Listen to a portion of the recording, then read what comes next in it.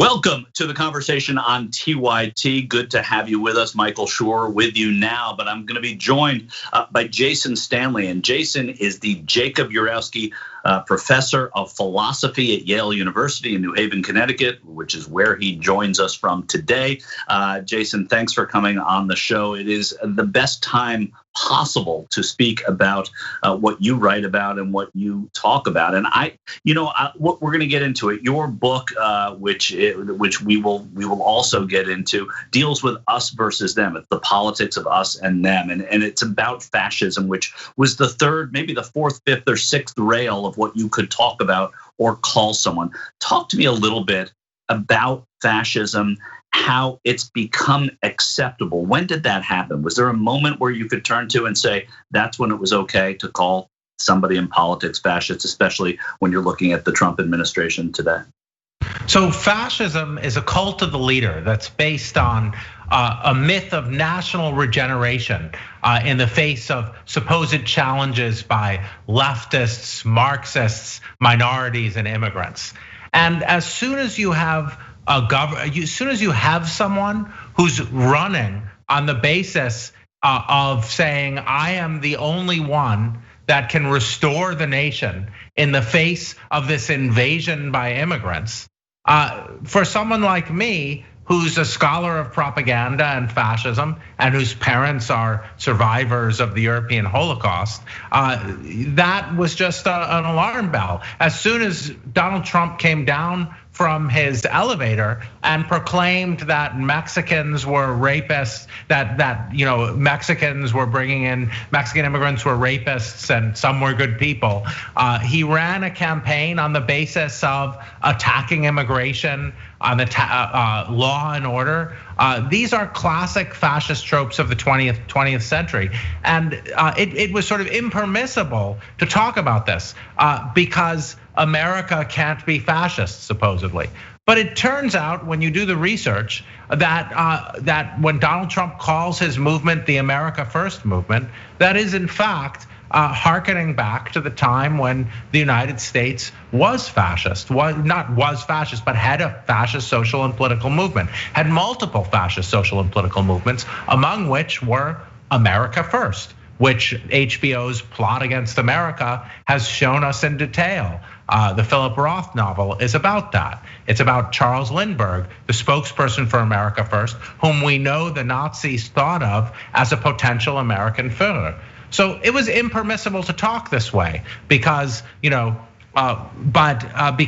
it's the United States, we can't have fascism here. We have democracy genes, but we have to look at our country like a country that belongs in the world. Yes, we've done great things and we've done terrible things, but what happens in other countries can happen to us too. And when you look for a label of the ideology and increasingly the social and political movement that is Trumpism, the one that fits most closely is the label fascism. Not because of Hitler, but because of fascist movements all across the world. In Britain, whose motto, the British fascist motto was Britain for the British, and they favored a complete ban on immigration. Sound familiar? The immigration policies that Trumpism represents are the ones that Hitler praises in Mein Kampf. So call it what it is. Not all fascist social and political movements are the Nazis. Is American exceptionalism, which I couldn't stop thinking about when you were talking about America First and you were talking about Britain First, is American exceptionalism, that turn of phrase, is that a code word for, is that fascism light? When you hear, there were 50 bullet points that the president gave at the RNC that were going to sort of be the blueprint for the convention. Among them was the idea of American exceptionalism. Can you talk about that a little bit and how it relates to your subject? So American exceptionalism fits the fascist mindset because fascism is always ultranationalism and nationalist exceptionalism. We have such a hard time seeing Trump as a fascist figure because he's so American. But any American fascist would be as American as apple pie, which Trump is. Trump is as American as apple pie. American exceptionalism is both a sign of fascism as well as a sign of anti-fascism, because our American exceptionalism takes the form of regarding ourselves as immune to fascism. So American exceptionalism could be healthy. It could be a sign. It's a sort of Rorschach, right? I think it's dangerous even in its good form right now because it blocks us from seeing that we are susceptible to the ideologies that have befallen other democracies around the world. It requires interpretation as well. I mean, American exceptionalism to one person can be what a great welfare system we have, while to another person that could be one of the things that makes America terrible to that person, correct? Absolutely. This is how propaganda works. It's, as Walter Lippmann said, you put a symbol up so that different people can read that symbol in different ways. Your book is How Fascism Works, the politics of us versus them. You've never seen, or I've never seen in my lifetime, the us versus them at work like it is now. Where have we seen it in a most pronounced way? Let's talk about the convention and what you saw there and bring this home, bring it to Donald Trump. Right, so not all us versus them politics is fascist. Fascism is a particular kind of us versus them politics, based on we are the hardworking people, we are the law-abiding people, they are the lazy ones and the criminal ones. Fascism is based on social Darwinism, so we are always the hardworking ones, they are the lazy ones. Fascist politics always says they live in the cities. Chapter 2 of Mein Kampf is my study and struggle in Vienna, when he talks about how Vienna is diseased and there's all these foreigners and it's dirty, unlike the clean, wonderful rural areas. So the cities are diseased, filled with crime and decadence and foreigners and immigrants. So we see that chapter 9 of my book is called Sodom and Gomorrah. My book was published 2 years ago, and it's about this aspect of fascist politics, that the cities are always supposed to be these dirty, diseased, foreign places that are lawless, and the true Americans, us, the true nation, lives in the countryside. It lives in the rural areas. So we see that very much. We saw that very much in the RNC. We're seeing the attack on the cities. The representation of the cities is liberal. We're seeing in Tim Scott's speech, he spoke of the Manhattan elite and the Hollywood moguls. This is right out of the protocols of the Elders of Zion, that there's an elite, a global elite.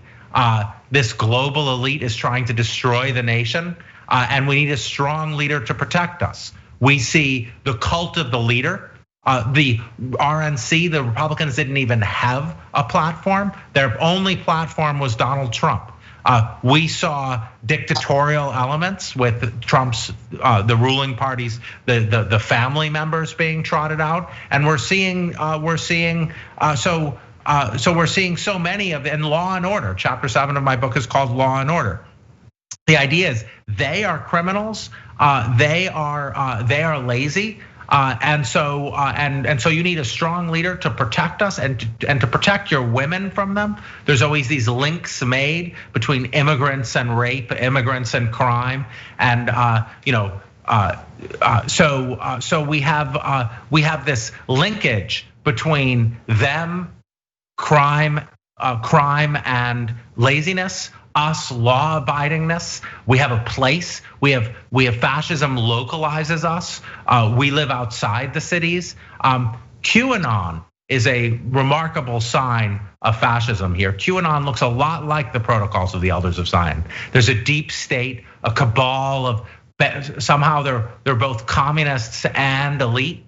They're bankers, Hollywood moguls, and yet they're communists. And lurking behind it all, we have the idea that Hitler actually talked about with the Jews, that they're after our children, that the sex rings, the pedophilia. This is a structure very familiar from fascist propaganda. The whole idea of fascism and propaganda versus conspiracy. What's the subtle difference between those things as you brought up QAnon? The goal of the conspiracy theory is to paint the enemy. So the idea in fascist politics is they are decadent criminal communists who want to replace us with the minorities. So the KKK said the Jews are trying to foment a race war. That was Hitler's idea as well.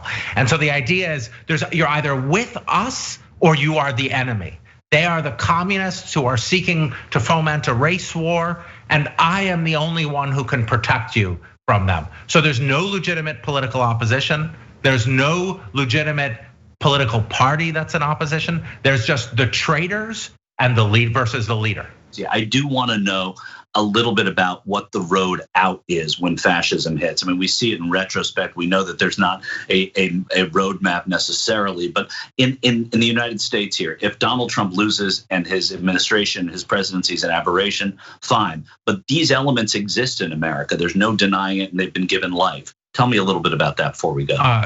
It will be a constant struggle. I think fascism is with us to stay. It is always a struggle between democracy and fascism. And the good thing about America is we have the civil rights movement. We have Black Lives Matter now. We have a long history of fighting this. Other countries don't necessarily have that. So we draw on that history.